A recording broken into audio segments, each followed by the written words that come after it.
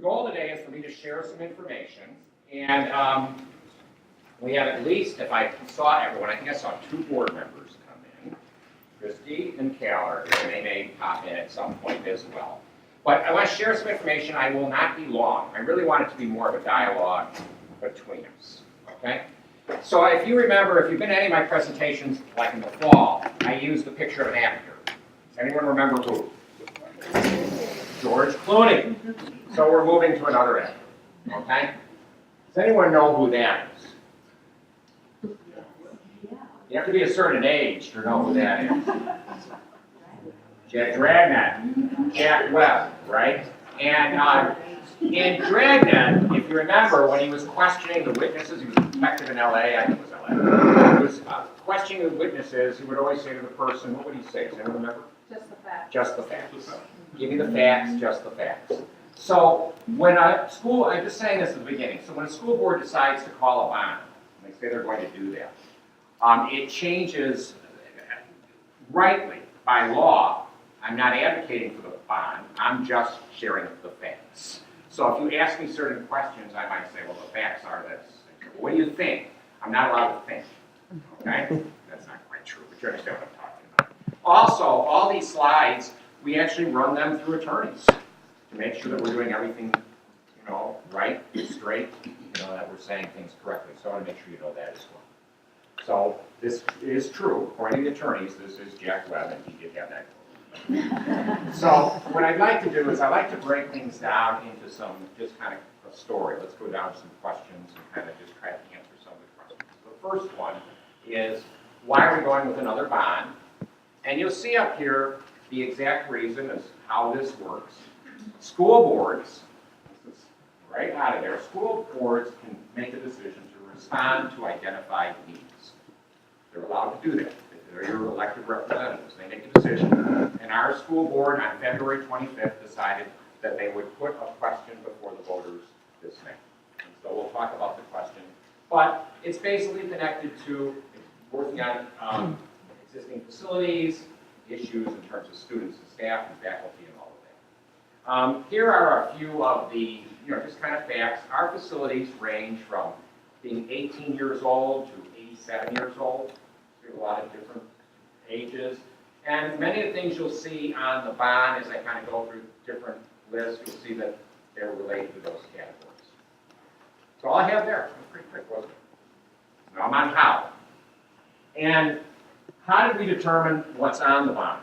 And again, these slides just go through some of the things you already know. We've been holding open meetings since October, talking about a potential bond back then. We have had internal and external experts look at our facilities, look at different things, what should be changed here, what could be changed there. We had a survey that went out. Many of you may have filled that out. Over 1,000 people responded to the survey.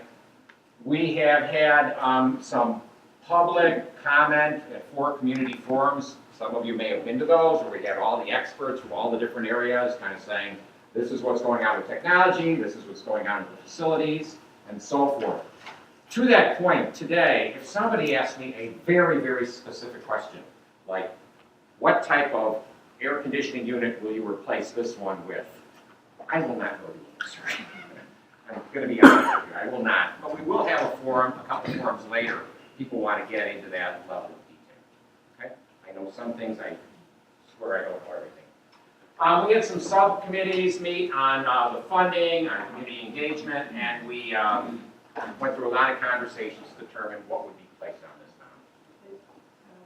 The board decided in an open meeting, they talked about what they wanted the criteria to be. That when we kind of choose and select items, whether they got on the bond or off the bond. Health safety was one of their highest. Crucial, necessary, things that are at end of life. M&O budget, and I'll talk about that a little later, but if something is good for our M&O budget, that was considered something that we should consider. And added value, enriching the experience for kids and for staff.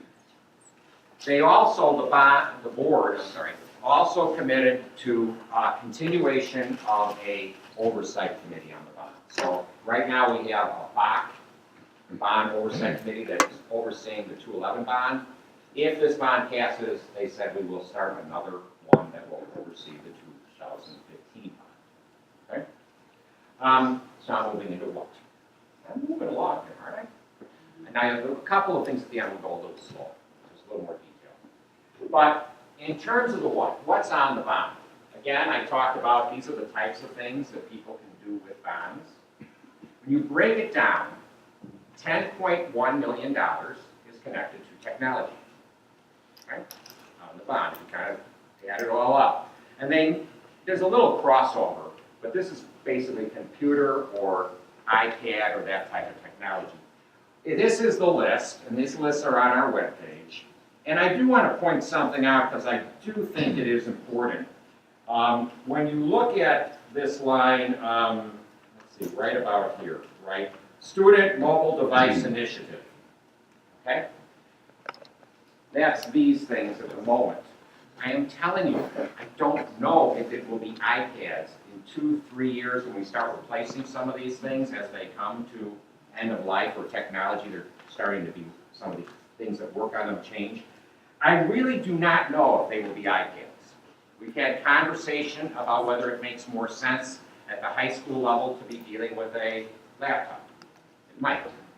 We've had actually this morning when I was driving in on NPR, they talked about Microsoft right now is taking their tablet, their Surface tablet, and they're really morphing it into a tablet slash laptop, and the price point they've dropped to $500.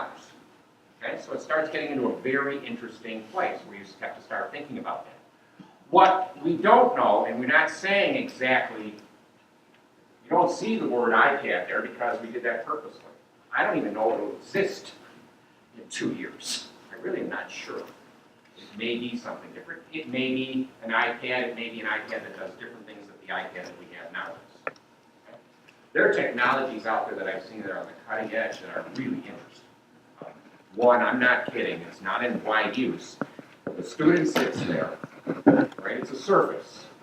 They click, and a human heart hologram beating is in front of them. And they can actually dissect it in 3 dimensions. The world we're going to be living in with this is going to be much more amazing than the one we're living in already. I mean, honestly, if I would have held this or this 10 years ago, they would have thought I came down from the Starship Enterprise. They really would have. Nonetheless, I move on. I digress.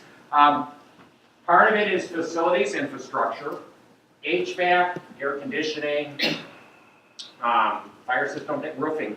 Do you know how much square footage we have in roofs in this district? Bob, you probably know. Roughly 500,000 square feet of roofs. That's a lot of roofs. So, I mean, when you have a lot of roofs, every once in a while, you have to deal with a roof. So, they're on there. Those are certain things. And again, you can kind of see that. There's a piece here on windows. There are some cases where you think about M&O friendly. Certain windows, when they're replaced, are better than other windows. And that can help our budget in some ways as well. Okay? I'll go back to any of these at the end if you want. Is that fair? But I'm going to kind of keep it moving. There's some things like what we call non-facility items that legally you can put on a bond and you can put it one way or another. If we decide to replace a bus, we can replace the bus out of M&O funds, or we can replace the bus out of a bond, if a bond money is available. So you have a choice on that. Some technology and by technology it's a little different. We're talking about some sound systems and some different things like that, LCD projectors here. That's the list. And you'll see right up at the top, there's like replace 8 buses. Anybody know how much a bus costs? Yeah, somebody knows somebody I saw it. About 120,000. And again, it could be a little more, a little less. I don't know the exact price, but that's what people tell me. I've never gone shopping for a bus, but I do believe them when they say that type of stuff. Okay. Construction. This is the one that's a little more complex probably than the others, so I'll spend a little time here. Okay. There is no elementary school. There's not a new elementary school on this bond. It's not happening. Anything you see listed there, it's not happening. But there are a couple things listed there that I think are worthy to pay attention to. Right down here at the bottom, that line is talking about the 2 middle schools, right? And that's where we're talking about some fine arts additions to those spaces. When I say fine arts, it's a little different in how the kids are choosing to go into things at different middle schools. But that could be drama classes, choral classes, instrumental music classes, those types of spaces. And I can talk about that in some detail, but that's what's going on there. That's what they're talking about there. This item here, right here, and Bob is actually in the audience, but I'm not going to let him say anything unless somebody asks a significant question. We're trying to increase the square footage a little bit of the transportation area where the buses are. We repair a lot of those buses ourselves. We work on them ourselves. It's a space thing, and we're using the same space when we had probably half the number of buses. So we're trying to kind of put something there. This area right here, any of you who know anything about Eanes Elementary, there is a big warehouse that services the whole district. It stores a lot of stuff that we can't get rid of, that we need to keep. Some things you can't just digitize. Some things you're required to keep in paper form. Okay, and this way it works. But that stuff, we want to get it off that campus. We want to get that space freed up so that we can do something smart with that space on that campus. That will help us with parking. BK's Road is going to expand a little bit for 3 years. That's going to be a bit of a mess while it's under construction. It's right in front of Eanes, and we have hardly enough parking there for our staff at the moment. Okay? It'll allow us to do some other things long term. Right now, I can talk about that later if you want more. This part is probably the biggest if you kind of look in that area. We're trying to do, the one thing all the kids in this district, if they start at any elementary, have in common is they will go through the high school. They will go through the high school. And at the high school, we're trying to create more space for kids. And to do that, we got to get some adults out of it. Okay? So there's an area that Bob's team is in M&O, the maintenance guys, the people who keep everything working. They're on that campus, and if we can move them out of there, I can take the engineering robotics classes, which are expanding, and move them there. And they're thrilled about that. And then I can take the health services, health science classes, which are also expanding at the high school, and move them into where the engineering robotics people are. We also have a bunch of people who run our technology. We do a lot of stuff in the cloud now with Google and everything else, but you still need people to run all these devices. We have a lot of devices, and we have some servers. And if they have a place called the NOC, okay? Network Operations Center, that's what they call it. And those people are in space at the high school, okay? Couple thousand square feet. If I can get them out of the high school, I can give that space to teachers, I can give that space to kids, I can give that to other people. That's what that's about. So it's about 4 or 5 moving parts that are happening here, but they are all connected with that, okay? It is not me going into a new administration building. I stay right where I am, okay? So that's clear. The other thing I want to point out, so when you add all those things up, and I'll go back to if you add it all up, it adds up to 54 million. So the board has said in open conversations that we have a little money left over from the 2011 bond, a little money left over from the 2006 bond. If this bond passes, we'll dedicate some of the money from the 2011 bond, because eventually we want to retire these things, right? We want to let them, eventually want to be done with them.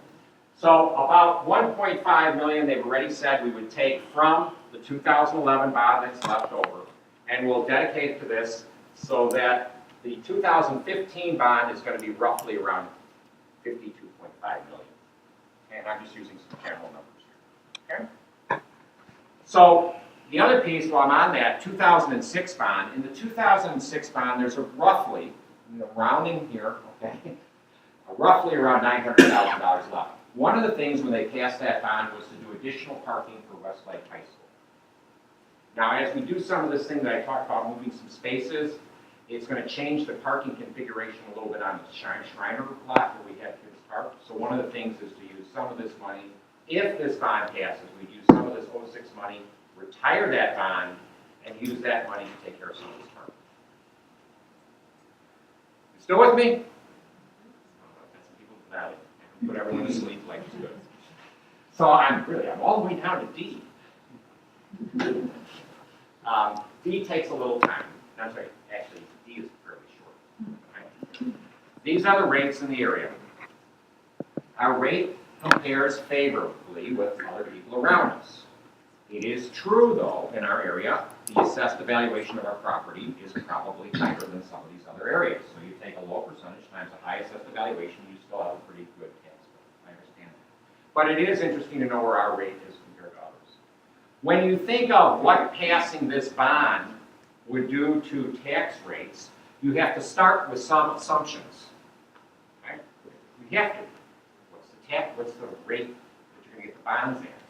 What's going to happen with assessed evaluation? We try to be very conservative with our assumptions. And we had the actuaries run it. So we ran with a rate of about 4%. In all likelihood, they're telling me right now it'll probably be closer to 3%. Okay? But we figured we don't want to try to throw anyone off. We'll say 4.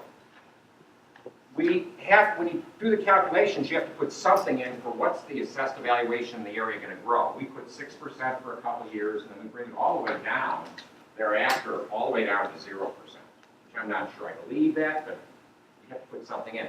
In fact, what we're hearing right now is in all likelihood next year, the assessed evaluation in this area in our school district will go up about 9%. Last year, I think it went up 9.8%.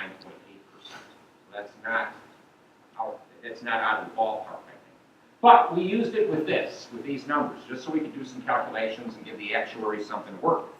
And when we did that, they basically will tell us that whether the bond were to be passed or not, the district can still have the rate of 0.1725. The rate will not change.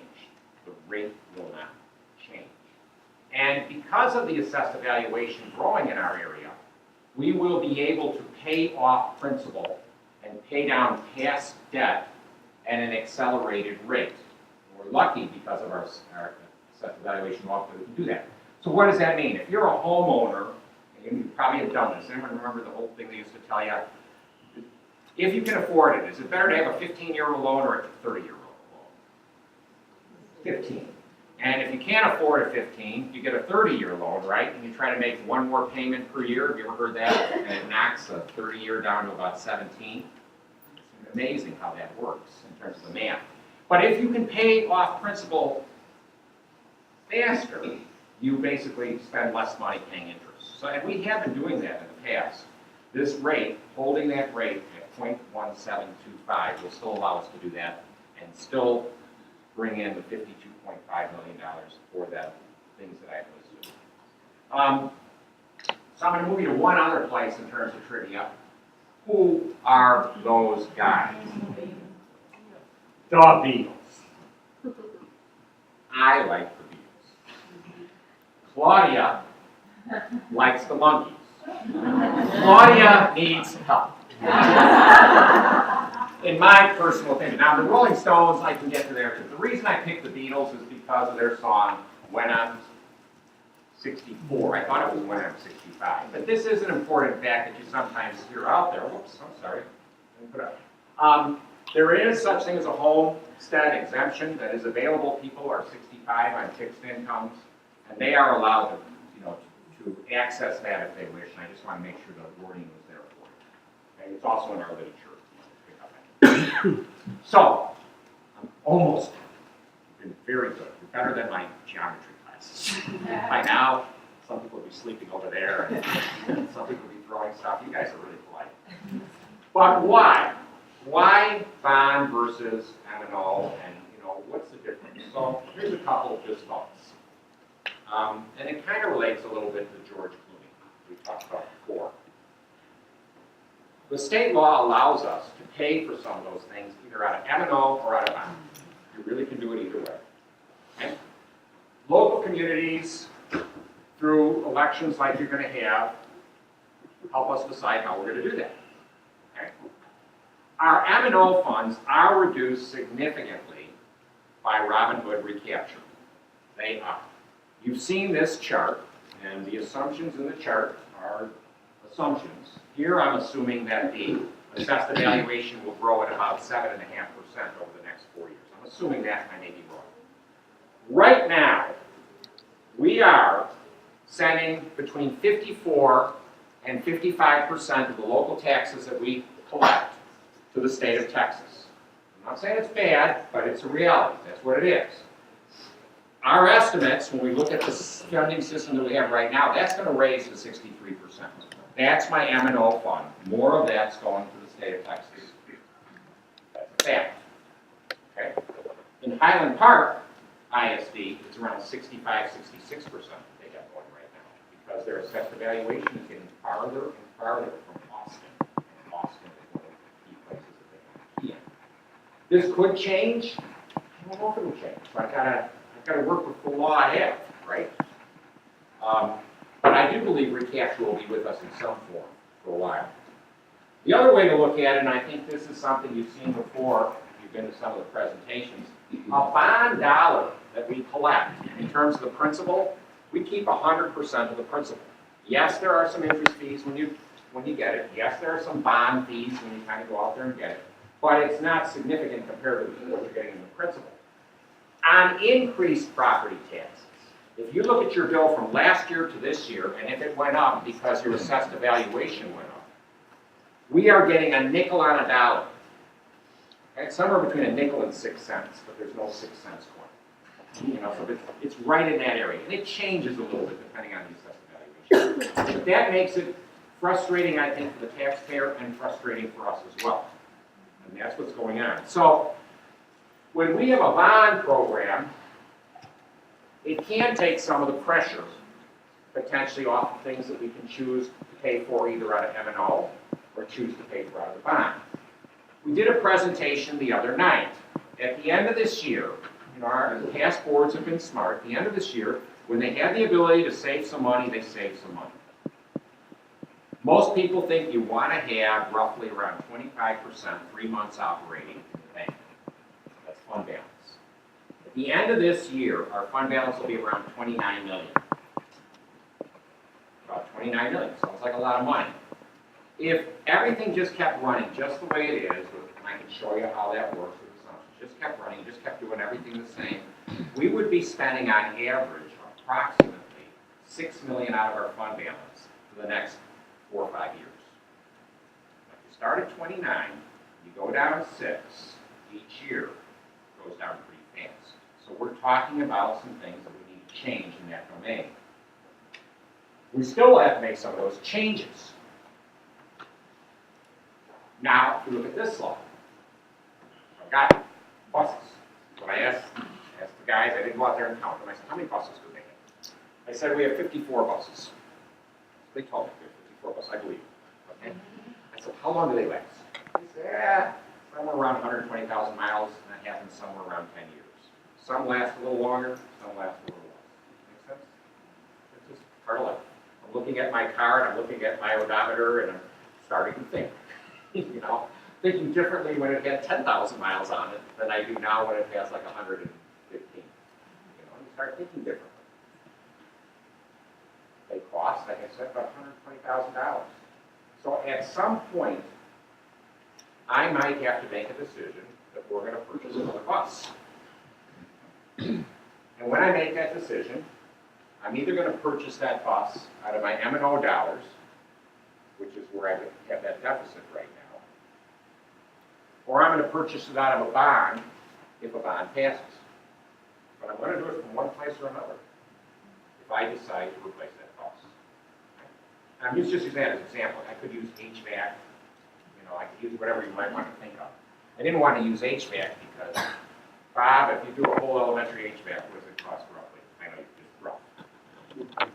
$1.4 million. That's a bigger number. And sometimes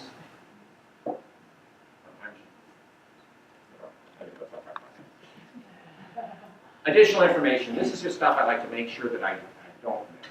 Okay? So the bond language is going to be fairly simple. We worded something like this with some commas probably instead of bullet points. But it basically will say, are you for or against this? Okay? And so you'll make a decision based on that. This is when the election is being held. These are facts, just the facts. Okay. This is who can vote. Same old things that you're probably used to, right? Again, I think that somebody got this like right out of the state law.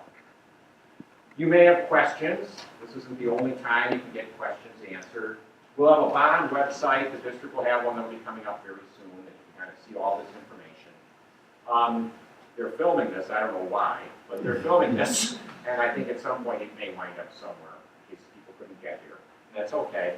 They're doing all this social media stuff, Facebook, Twitter, all those guys. Email blasts. You can sign up to get email blasts connected to this or not. We will have direct mail. There'll be some newsletters. We will have, like I said earlier in the presentation, if you want to get into extreme specific questions, I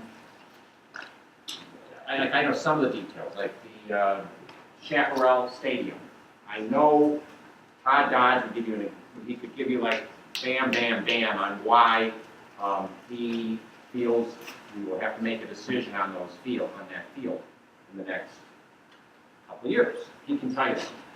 Those types of people will be at this meeting. In case you want to get specifics. David Poole on the path. Okay. Bob Serby, who knows our facilities very well. Okay. David Edgar, who knows our finances and all that, will be there.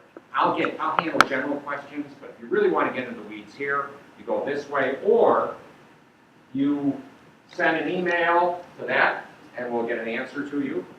Or if you don't like email, you do a phone call.